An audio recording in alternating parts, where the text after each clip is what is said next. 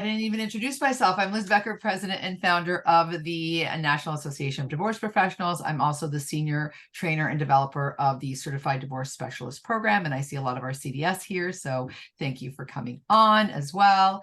And what I'm going to do, I think we've pretty much covered the most important things about the meeting. As we know, we're going to start off with a little more housekeeping items. If you have any questions, please feel free to put it in the meeting chat box. We will try to be vigilant of that and look through it and answer any questions you might have. You can also put your name and information on there to save the chat.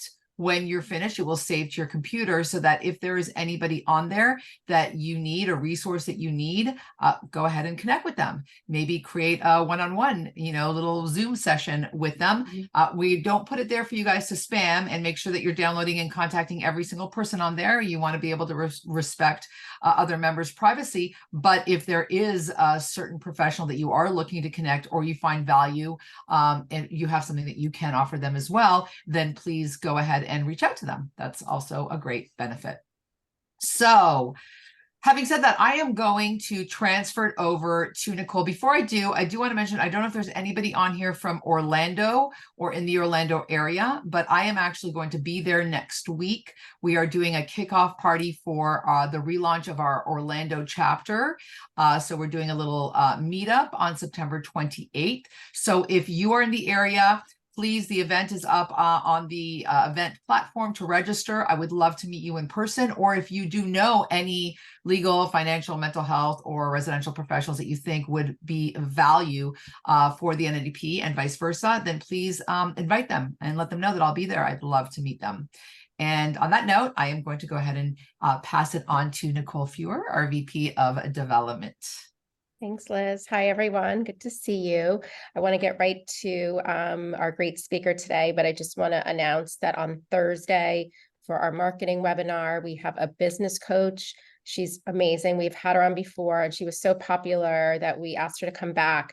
Her topic is, the description says, no more random acts of marketing, no more inconsistent strategies for retaining clients.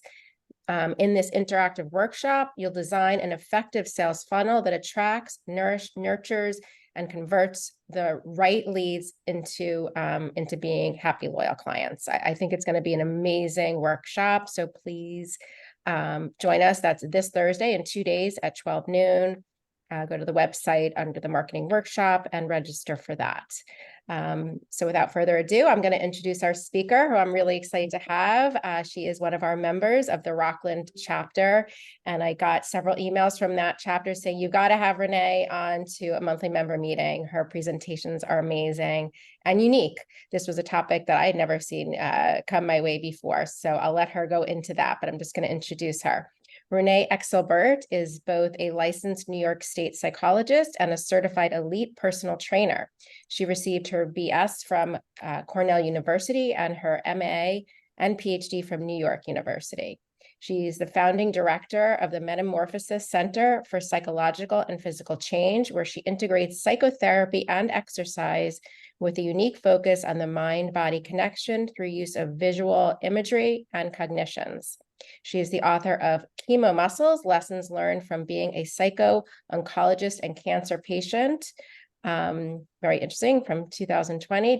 She is also a regular expert media contributor and has appeared in numerous outlets, including Thrive Global, Good Housekeeping, The New York Post, Parade Magazine, NBC Today, Pop Sugar, Shape Magazine, and television on Fox News, Newsmax, and News Nation. We're super excited to have her here. She is a great speaker, and I'm going to let you take it away, Renee. You'll have more to say than I do about this topic.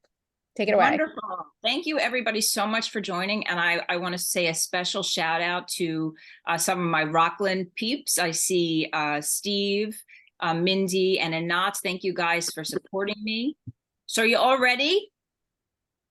Ready. I knew I wouldn't hear like a big, based on Liz's, yeah, there you go. Camille is ready. Is everybody else ready? We gotta. Yes, they're all muted, but thumbs You're up. Yes, ready. everybody's Yes. ready. Okay, wonderful. I had my Lizzo song. Am I ready? But I didn't get like the big dance going before, and so I'm going to skip the Lizzo song, but you all get the picture. We're ready to rock and roll. Okay, so thanks for joining. It's an important topic, I think, outside of just divorce professionals in general. I think that many people in the world struggle with perfectionism, and I think it can hold us back from receiving a lot of the love that we want, experiencing authenticity in our lives. And I think as divorce professionals, it's incredibly important that we understand what the shattering of a relationship might feel like for our clients. So I'm going to share my screen.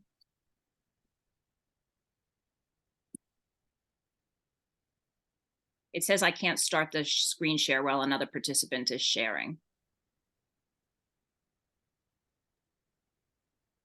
Is anybody sharing? It should work now. I just stopped because it was the sound sharing before. Great.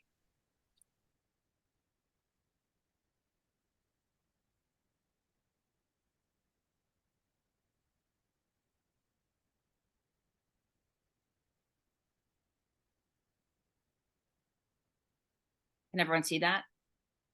Yeah. Yes. How many times has this happened to you? You know the subject matter intensely, intimately, and yet no matter how much time you dedicate, no matter how many revisions you make, your presentation cannot be finalized until it is perfect. For context, I'm a published author of a highly praised book. I've written numerous articles that have been featured in nationally syndicated columns, and I'm proud of my storytelling ability. Yet still, I worry that my expectations for my presentation may not meet my own standards of perfection. In order to fully understand the concept of perfectionism, let's first define perfection. According to Merriam-Webster, perfection is the condition, state, or quality of being free or as free as possible from all flaws or defects. Perfectionism, then, is defined as a personal standard, attitude, or philosophy that demands perfection and rejects anything less. If you have ever spent hours on end working on a particular project and continue to tweak it again and again until it seemed good enough to present, or been afraid to acknowledge that you don't know something, or been afraid to set boundaries for self-care unless you are on your deathbed, you may struggle with perfectionism. Some of you may question how working hard and trying to be the best in your job could ever not be a good thing. However, perfectionism is not the same as striving to be your best or focusing on healthy achievement or growth. In fact, being a perfectionist makes it more challenging to reach your personal best.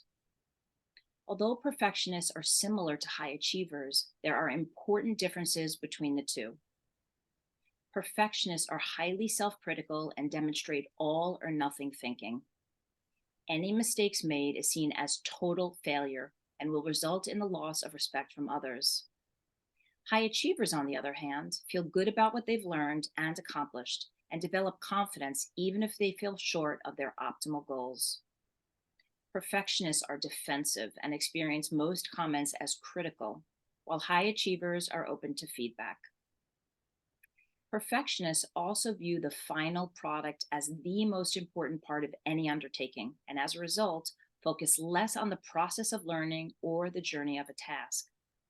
Perfectionists will experience less meaning and fulfillment across the board.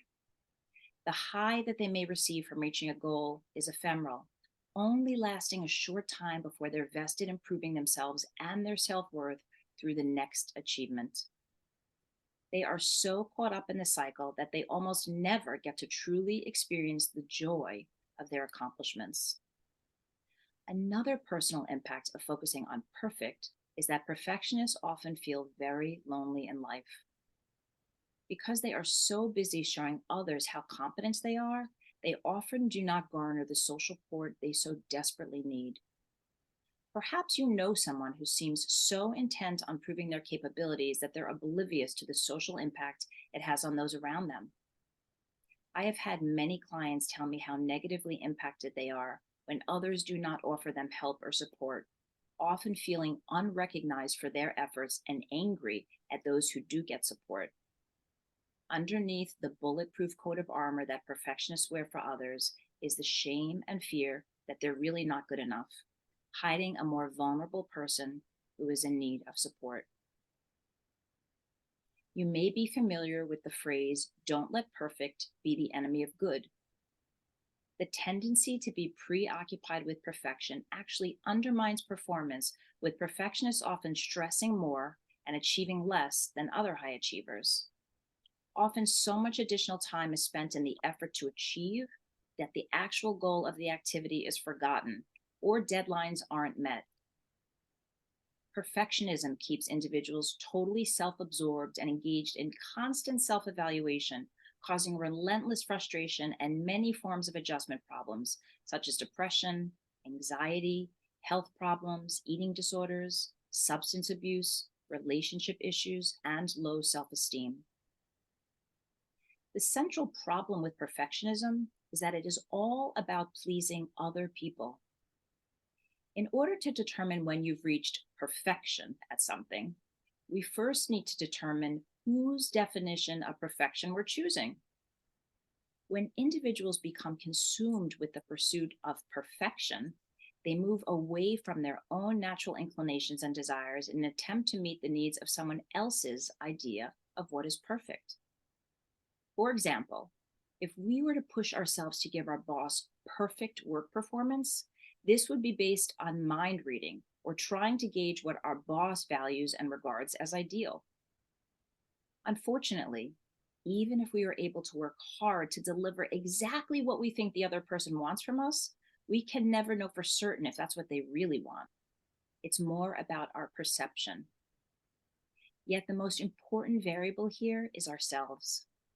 While we're utilizing all of our efforts to give someone exactly what we think they want, we're most likely not staying true to ourselves. Therefore, paying attention to our own feelings and values versus someone else's is critical to not falling into the perfectionism trap. After all, how are you going to ever become the best version of yourself if you're relying on someone else's opinion of how you should do that? A personal example of my own struggle with perfectionism occurred years ago when I was a postdoctoral fellow in psychology. I was working at a competitive hospital and already felt the pressure to prove that I belonged there and was worthy of their program acceptance.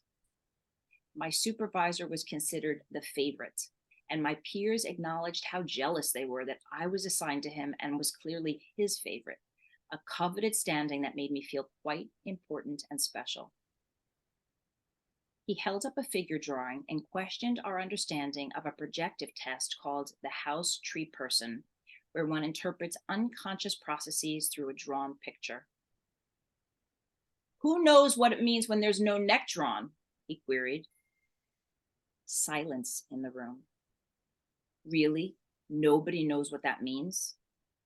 All of a sudden, I heard those dreaded words. "Renee knows what that means. Renee, tell everybody what that signifies." My heart was racing. My palms got sweaty. I felt physically sick. I did not know the answer. Everyone was looking at me. My supervisor stared at me blank in the face, waiting for me to deliver the answer, waiting to show him that I would not disappoint him. I don't know, I responded. "You don't know? How could you not know?" he questioned incredulously.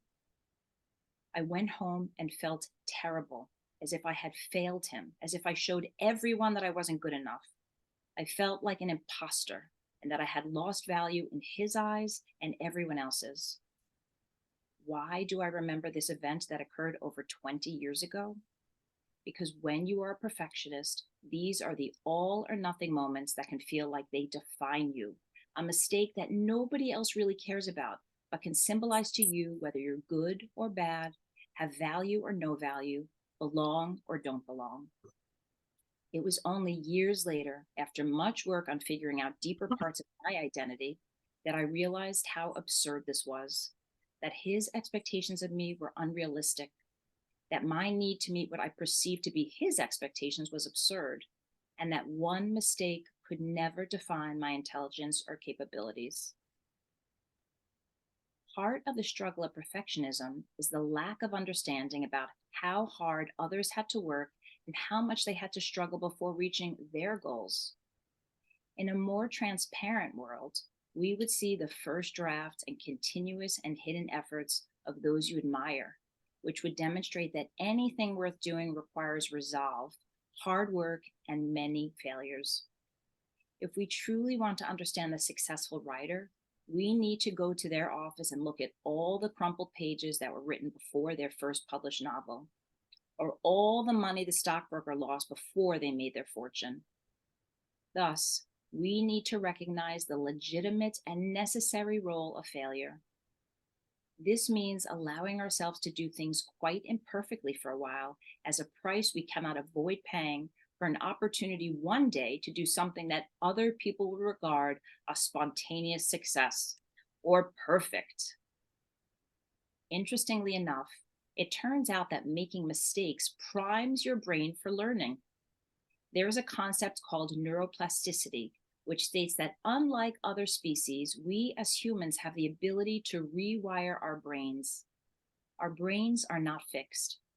This feature of the nervous system allows our brain to change in response to our thoughts, experiences, and behaviors. On a biological level, our brain has billions of neurons that are interconnected to form a complex set of neural pathways. Every single time we have a thought or perform a behavior, electrical currents travel down the relevant pathways from neuron to neuron, delivering the messages. The more we think a certain thought or perform a particular behavior, the stronger the connection between the neurons will become, making the message travel faster. This is how a thought or behavior with enough repetition becomes automatic. The way to an optimal state of plasticity, where your brain and nervous system are primed for change, is by making mistakes or errors. These mistakes signal to your brain that something is wrong, something's not being achieved.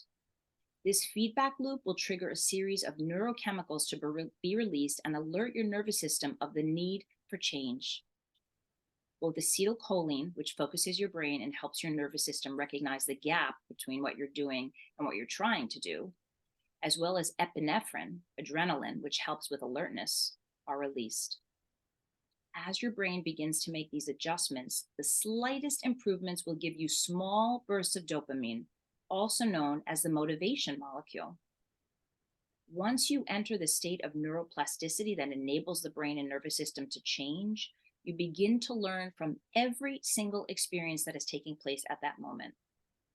That is, you're not just learning about math or running or any other skill, but rather you're learning about how you respond to frustration and failure. You have many ways to respond to frustration and failure in the moment. You could give up, berate yourself, tell yourself that you're no good and will never master the task. Or you could somehow leverage the feelings of frustration and failure towards staying focused and determined and continue to push forward with the task that you're trying to master. In so doing, you're setting yourself up for rapid learning and great neuroplasticity.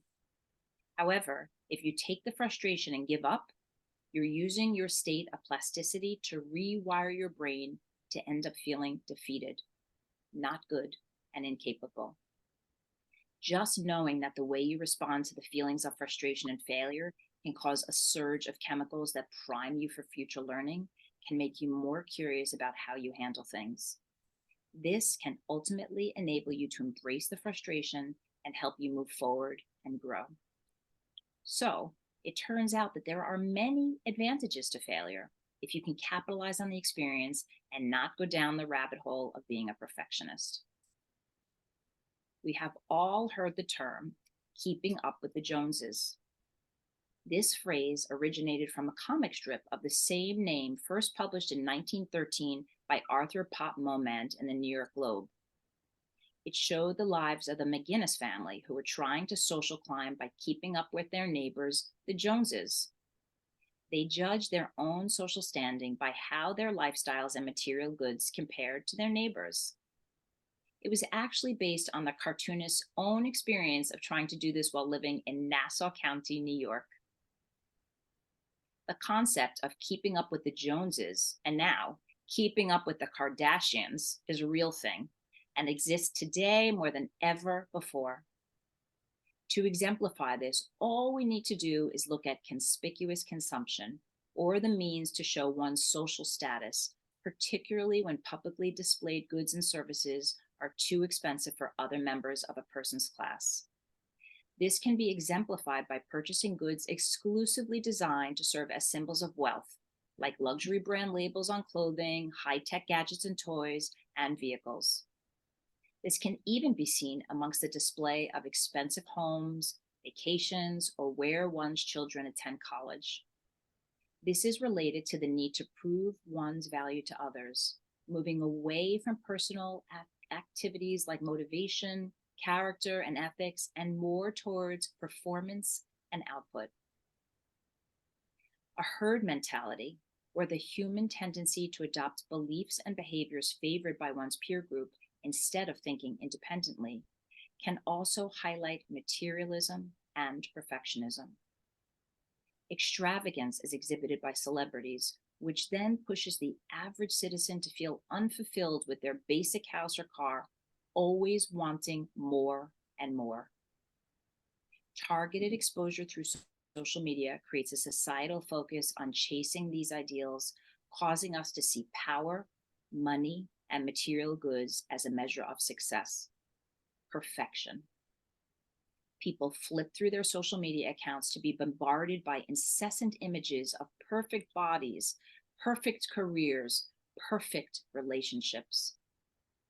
As evidenced by the many studies that correlate social media usage to depression, suicide, and eating disorders, individuals aspire to become like these images and feel a deep sense of failure and inadequacy when they fall short.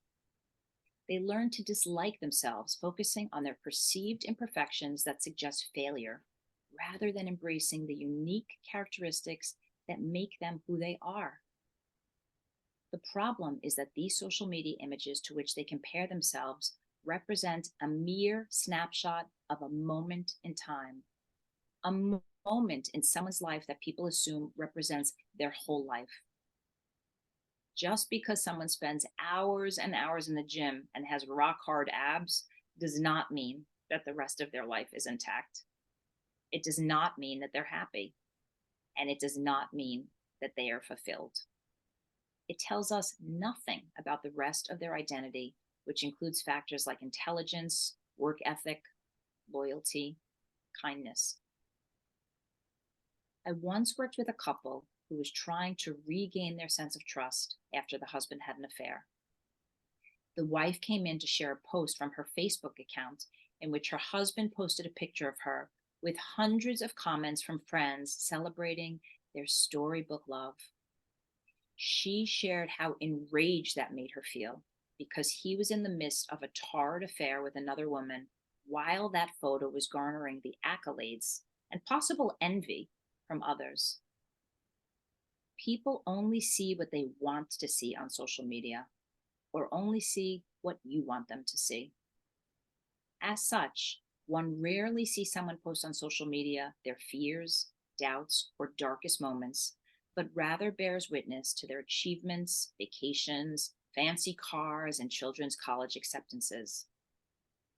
Additionally, people learn to depend on social media to determine their self-worth based on the number of likes they receive, the number of followers they have, or what influential figures have commented on their posts. Instead of figuring out what is important to them, they are basing their identities and sense of self on what other people want from them, what other people think is perfect.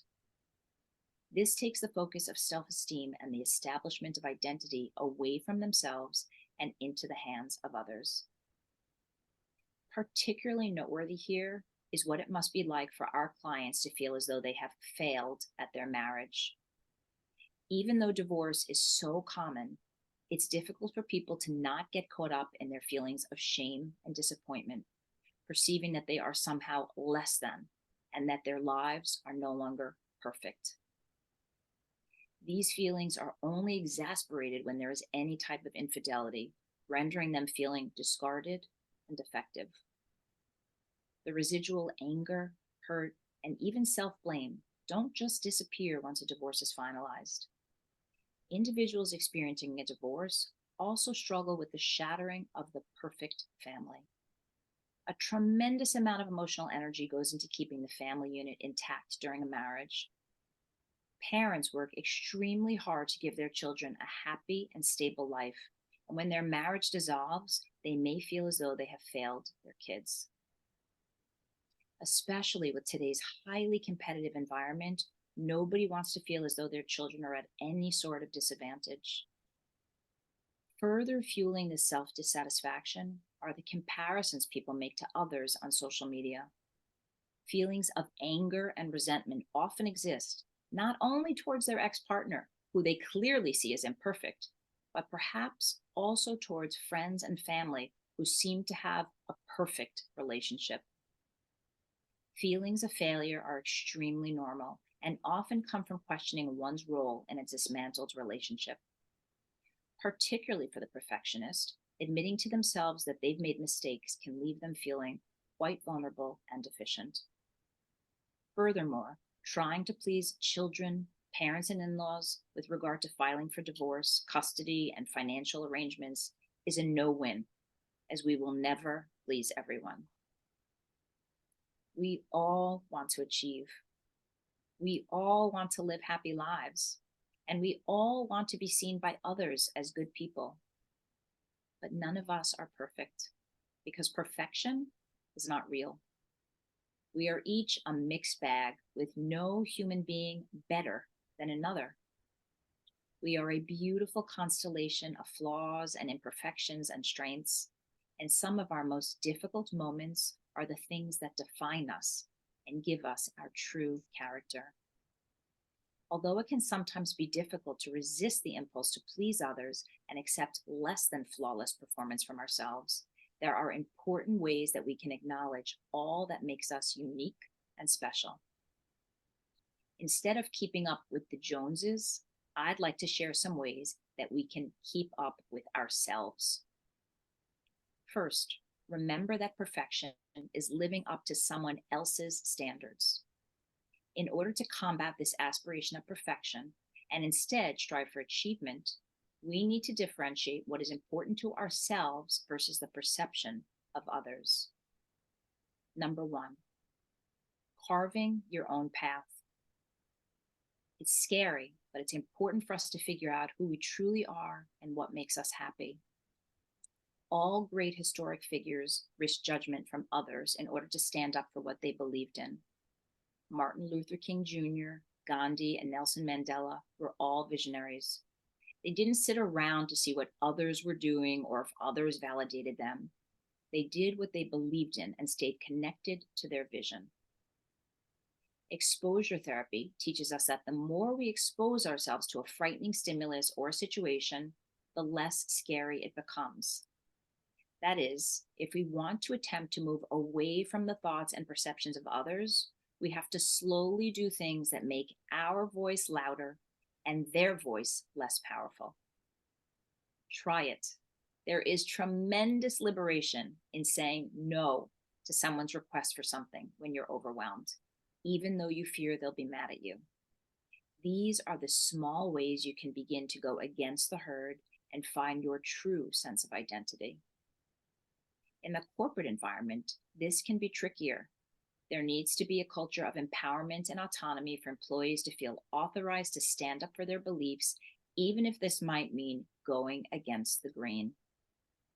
As leaders, it's our responsibility to cultivate individuality and encourage our team to embrace their voice and use it loudly without fear of repercussion. Number two, it's critically important to spend time alone to figure out what our individual strengths are and the things that make us happy. In private practice, I often speak of building your own pizza pie. That is, try to fill the 8 slices of your pizza pie with important things about your identity. My pizza is filled with being a mother, wife, writer, psychologist, personal trainer, public speaker, breast cancer survivor, among other things. In essence, these are all the things that make me who I am. Further broken down, my pizza consists of things like working hard and being determined and focused. Think about the unique things you would put in your own pizza pie. Nobody is like you in the world. Instead of spending so much time comparing yourself to others and criticizing yourself for the ways that you are imperfect, learn how to rock each and every unique trait. Become president of your own fan club. Number 3, another important way to focus on your own experience and come away from the judgment or expectations of others is to use mindfulness techniques. When you are performing any activity, engage your 5 senses to try to really feel your internal experience. Notice the sights, sounds, smells, tastes, and textures. Notice how you feel inside your body. Are you at peace? Does this experience feel good? By staying in tune with our bodies, we are becoming much more aware of our own internal experience, whereby the experience of others becomes less important. Studies show that the state of being present and focused is what brings us meaning and fulfillment versus the actual concrete thing or activity. If you're focusing on someone else's ice cream cone, it makes it much more difficult to taste the richness of your own. Mindfulness isn't just touchy-feely stuff that we can do to move away from the expectation of others. When mindfulness is implemented in the corporate world, it has resulted in lower health costs, improved employee productivity, reduced employee stress, greater mental clarity and creativity, and more meaningful relationships at work. Number 4, another thing we can do is engage in activities that are not about external validation. That is, do something where there is no outside evaluation. Many people will enjoy running, but they then feel the need to run a marathon or compare their pace to others because they are so intent on proving themselves. Heed the saying, comparison is the thief of joy. Try an activity like baking, dancing, or crafting, something you do just for yourself. Focus on the experience of doing the activity itself versus the final product. One way you can do this is to reflect on your motivation for doing things, which will bring you back to your why. Often we engage in activities to please others and gain their approval. It's important to ask yourself, why am I really doing this? Is this how I want to spend my time? If I don't do this, am I worried about how I'll be evaluated or judged? Number 5, social media can be a huge place where we look for this validation. To gauge your experience of how social media impacts you, keep a self-rating scale journal for a few weeks. Check in with yourself both before and after social media usage, with a 0 indicating no stress or feelings of inadequacy, and a 10 indicating extreme feelings of stress and inadequacy. After several weeks, average your scores to determine the effect social media has on your mood and decide if you want to limit or refrain its usage. Social media isn't limited to our personal lives. While we frequently think of Facebook and Instagram as those tools that judge validation, there are sometimes corporate expectations with the use of formerly Twitter X and LinkedIn. While these tools can enhance our individual or company's brand, they can also sometimes feed into our feelings of self-worth and comparison. Number 6, even though you may see people on social media who appear to have more of something that you want, practice gratitude for all that you have and for your unique personality gifts. Start a gratitude journal of all the things you're grateful for. By focusing on what you're grateful for, it moves you away from others. Number 7, but when you do find your mind wandering back to what others may have and what you may not have, use cognitive techniques that can help challenge your faulty ideas and distortions by asking these questions. What is the evidence I have that this person will approve of me or disapprove of me? Is this a thought or feeling of mine, or is there hardcore evidence? If I do something other than what I feel they want of me, what is the worst thing that can happen? What's the best thing that can happen? Is there something in the middle? Is it more important for me to stay true to my own beliefs than to please this person? And who is having their needs met right now? When my needs are not met and I focus on meeting someone else's needs, how does this make me feel? Again, in the corporate world, as leaders, we have a responsibility to cull the best teamwork from our work team. Consider how your expectations also impact the aspiration of perfection versus the achievement of good. What is the outcome? Is the incremental effort driving true improvements, or is it driving results that have been reported with great frequency, such as loss of time, increased stress about slipping deadlines, and poor morale?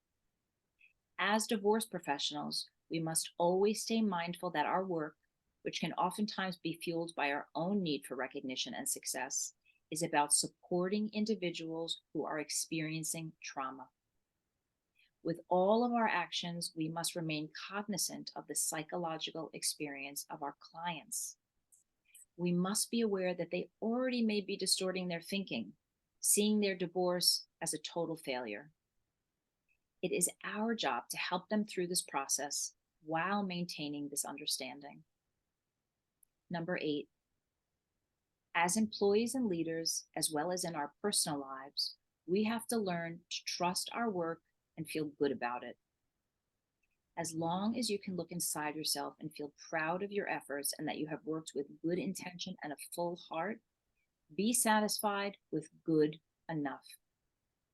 Number 9, this involves learning to speak kindly to yourself. If you make a mistake, practice some self-compassion. Imagine what you would say to your best friend if they told you they did the exact same thing. Try to think of any future personal growth that could come from this mistake. For each criticism you say about yourself, counter it with one positive about yourself. This may also mean that you have to allow yourself to be vulnerable. I know this can be hard, but experiment with showing others some of your struggles. You will be amazed that other people will regard you as much more authentic and will feel more comfortable around you. They too will feel safe enough to share their own vulnerabilities, which will allow you to form deeper social connections and simultaneously understand that nobody is perfect. Number 10, when all is said and done, we each ultimately need to be the change we wish to see in this world. It turns out that just as a child learns that sugar and lollipops are connected to reward, we learn that success is connected to material items. Changes need to be made in every domain, from what we teach children in our homes, to schools, to social media. You can start to change the world by beginning to move away from conspicuous consumption and moving towards what I call conspicuous growth. Instead of focusing on external signs of material wealth, begin to turn inwards, focusing more on inner peace, self-growth, random acts of kindness, and social altruism. As employees and leaders, we can put forth with confidence the letting go of these detrimental and self-punishing aspects of perfectionism and forge the way for the more positive results of increased job loyalty, employee productivity, and happiness. Thank you.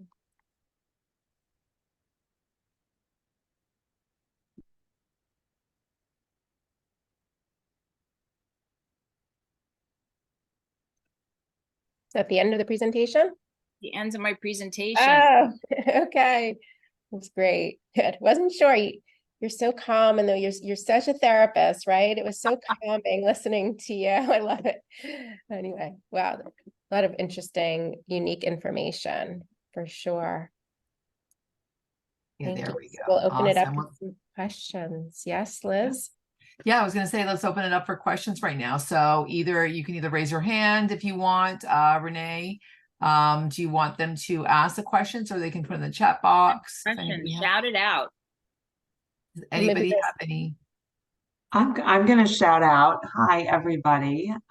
Sorry for the hoarseness. I'm Nora. Hi, Nora. So nice to meet everybody. I just want to thank you for the presentation.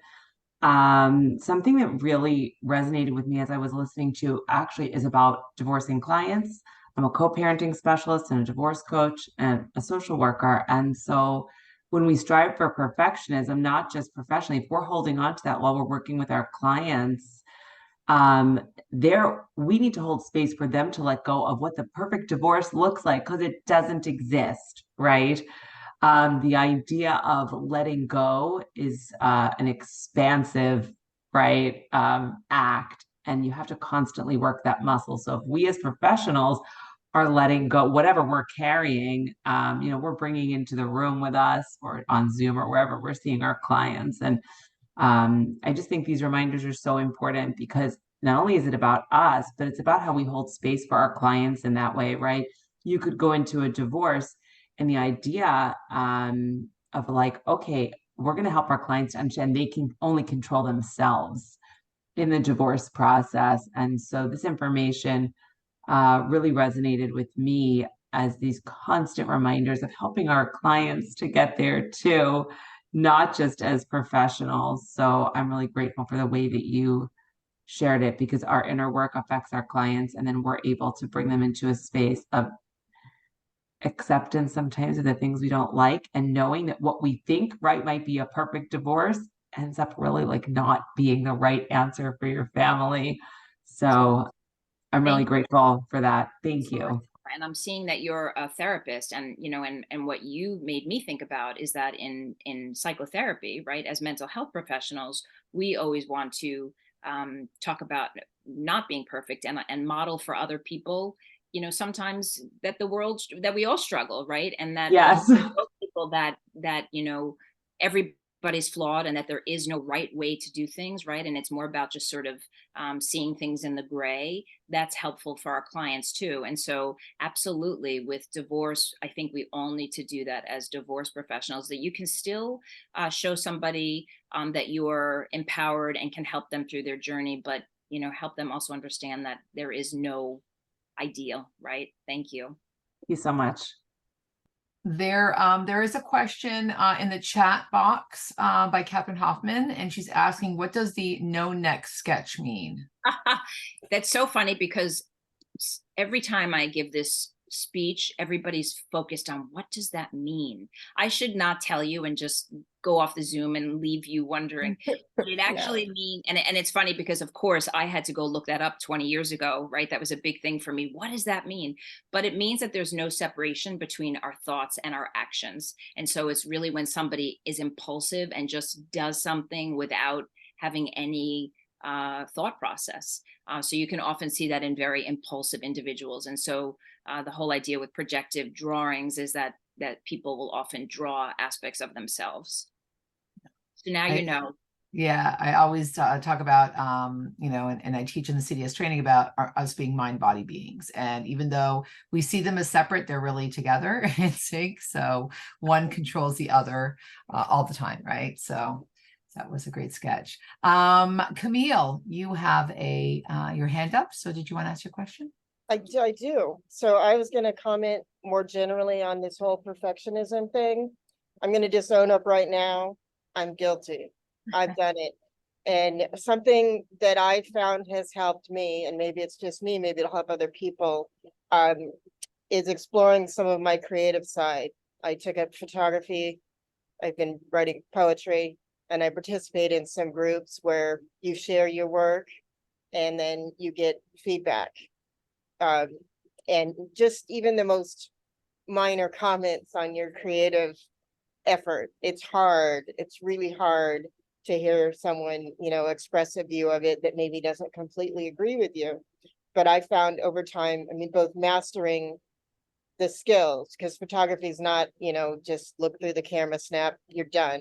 There's editing, there's knowing how to set it up. And I admit I'm still a newbie on a lot of that, but I found that helpful to learn a new thing that's completely foreign to anything else you do, that doesn't reflect on your professional life at all, and start as a newbie and build some skill in it. Both gives me more confidence, to the point now that I don't really care if you don't like my photography. Well, that would be your problem, because I like it. It's my effort, and what I've created has meaning to me, and that's what's important about it. But it does teach you a little bit about, being a bit humble, because there you are and you know nothing, and here's all these other people doing something wonderful that you appreciate, and you want to get there and learn from them. So anyway, my experience, don't know if that is something that will help other people.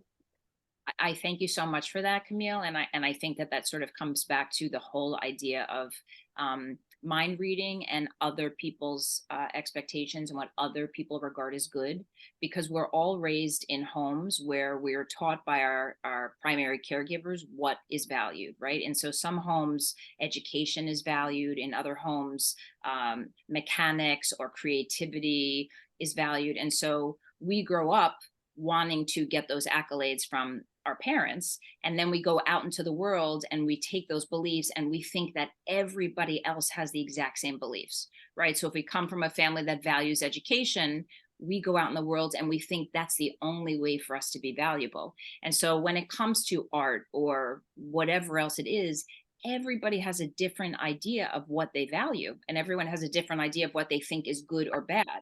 And when it comes down to it, we can get 700 people saying something is good and 700 people, right? And it doesn't matter, because nobody is right or wrong. Something that drives my daughters completely insane is when they come out from their room and they ask me how I like their outfit. And I say, it doesn't matter what I think about your outfit. What do you think about your outfit? And it drives them crazy, because they're like, just tell me, stop giving me this psychobabble stuff. Just tell me what you think about my outfit. And I say, I'm a 35-year-old woman. What I think about your outfit is going to be irrelevant, because you're an 18-year-old girl, right? And we're going to value different things. And so if I like it, but you don't feel comfortable in it, why does that make it valuable? Or alternatively, if I don't like it, but you do like it, like, who's going to suffer if you're not doing what you want? Yeah, that's great advice. I have a question. How many people, by a raise of hand here, if you're not on camera, you can either do it on camera or in the thing, consider themselves perfectionists? I'd love to see how many people on here, because Sometimes not as many. Either the other people are not listening right now to what I'm saying, because I would think that there are more, especially when most of our professions here involve being, an entrepreneur as well, or being your own business owner, like you say. And I think that sort of comes with the territory, because you're trying to impress. One thing that I also find as a recovering, or not really recovering, as a perfectionist, and Nicole could definitely vouch for my analysis paralysis sometimes, because I'm so focused on perfection. What I think, and I have to, and I try to practice what I preach, what I think is important is being flexible. And when you become more flexible in communication, then what makes me do that is I will pay attention to how someone is communicating with me. And if they're not focused on perfectionism, and that's pretty clear to a perfectionist, whether it's an email and they're typing, they're making typos, whether they put out some articles or posts that maybe have mistakes in it. So if I notice that person is not a perfectionist in how they're communicating with me, then I'm like, I'm okay, cool. I can communicate back and not focus on me being the perfectionist.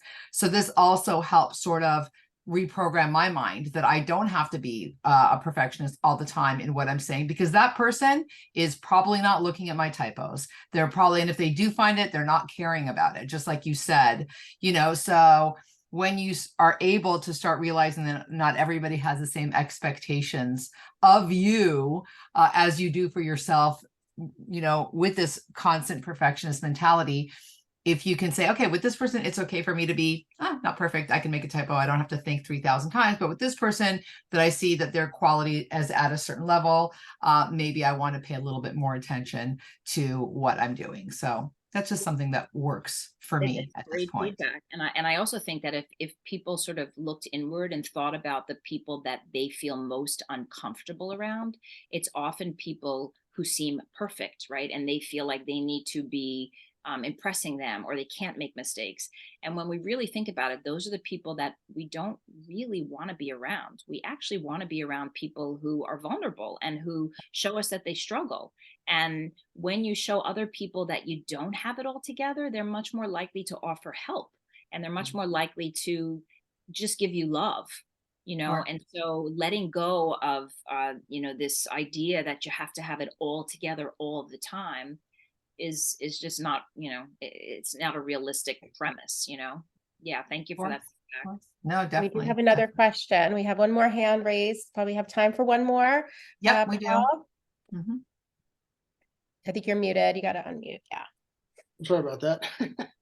So I may be borderline perfectionist. I don't know. I mean, my question is more if you were to compare OCD, and I don't mean in the like technical Clinical.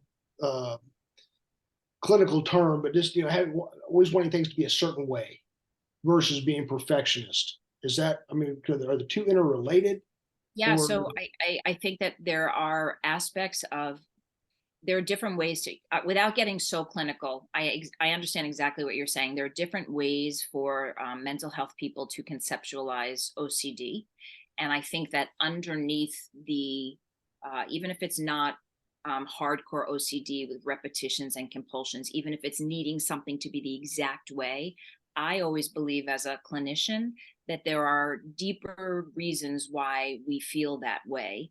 And that when people are struggling, that they're having so much anxiety if something's not a specific way, there's some level of fear that if they step outside of this space where they're not doing things exactly the way their brain is telling them they should, it's causing a lot of anxiety. And underneath that is often like somebody else is thinking that it should be this way. If we go way back and have people lie on the couch and we talk about their mothers, right? Like we'll often learn that there was some rigid rule setting or some parameters where somebody had to, that somebody had to exist within in order to make someone else happy. And so feeling that you go outside of those parameters can be scary.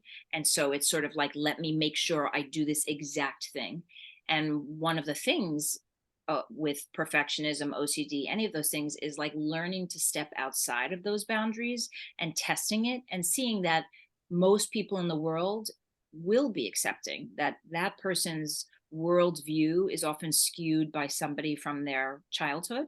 And that when we do go step outside, just as Liz was saying earlier, when you sort of show people, or you feel freer around people to make mistakes who are making mistakes themselves, we see that people are more accepting, and that if we do deviate from that, it's okay. The problem with that with OCD is there's such an extreme anxiety to step outside of that.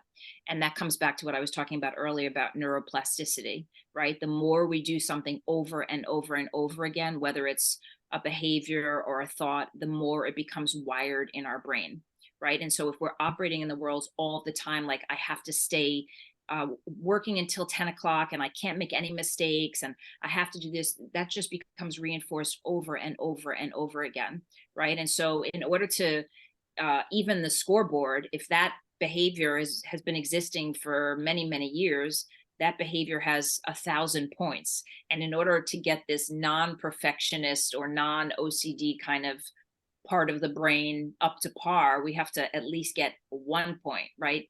And start doing things differently so that this part starts to earn points to eventually overcome this part. Yeah. Agreed. And I think what's important too is to understand that there has to be some kind of balance, right? Because there are situations where you should be acting or behaving perfectly in a sense, meaning, like you have to focus on detail and you have to focus on presenting yourself in a certain way. I mean, whether you're going for a job interview, if you're writing a resume, if you're writing things, you want to make sure there aren't any typos. Like you don't want to be, you can't go from one extreme to another extreme. So there has to be context involved. It's just how destructive are you being with your own perfectionism, Right. and if it's limiting you, and how is it limiting you? Because when you do take it to extreme, of course it's going to be limiting, right? But you don't want to pull too much to one side either, right? You want to be able Like to... even with right, exactly. So even with this presentation, right? Like I try my best to give a good presentation, but there are, and so in my heart, I try my best to do the work that I feel is good, right? But Right. people are going to walk away with their own, their own evaluations, their own sense of what they like, don't like. And that's when it's sort of like, if you look inside yourself and you feel like you've done your best work, that's all that matters. And there are going to be days where you're operating at 100, and there are going to be days where you just might not feel well and you're operating at an 85 or a 70, right? And it's about the balance. It's about, in general, I'm a good person. In general, I work hard. Yep. Exactly. Christine just mentioned in the chat group, yes, there's a difference between excellence and perfectionism. And that's very true. Very true. Richard, one last thing before we go to breakouts. Yes, thanks, Renee. Great topic. It seems to me that there's a difference between perfection and striving for perfection. And if you could elaborate on that just a bit. Also, there's a time constraint that we have, right? We have a deadline. I mean, our perfection is going to end at 12 noon when the report is due, right? So there's a reality as to how perfect we can be given that deadline. So if you could speak to those, please.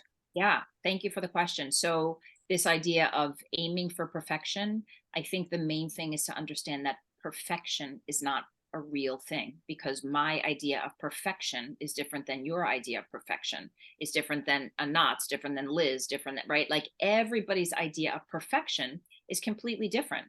Today, my idea of perfection might be being professional and giving a lecture. And in 3 hours, my idea of perfection might be in sweatpants, having a hot cocoa, right? Like everybody's idea of perfect is just completely different based on what they grow up with. So that's number one. And number two, in terms of the time constraint, yes, we do have a time constraint, but the true perfectionist, after they're done with handing in their assignment at 12 o'clock, if it wasn't what they regard as perfect, they will ruminate and beat themselves up and keep thinking about it and not let it go.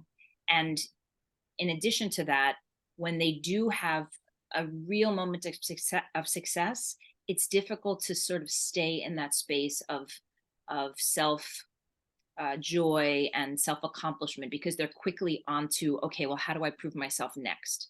So there's a lot in that, if that answered the question. Awesome. Thank you, Renee. What a great topic presentation. Thanks for everybody's questions. That always also helps, right? Expand our minds.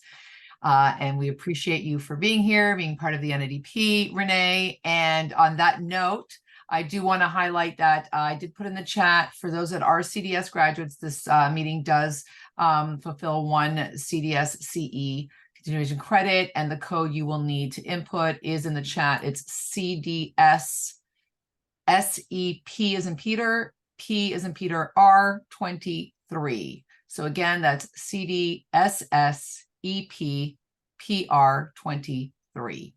And now what happens at the end of our meetings is we're going to split up into breakout sessions. Guests will stay with me here in the main room so I can get to meet you and answer any questions that you might have.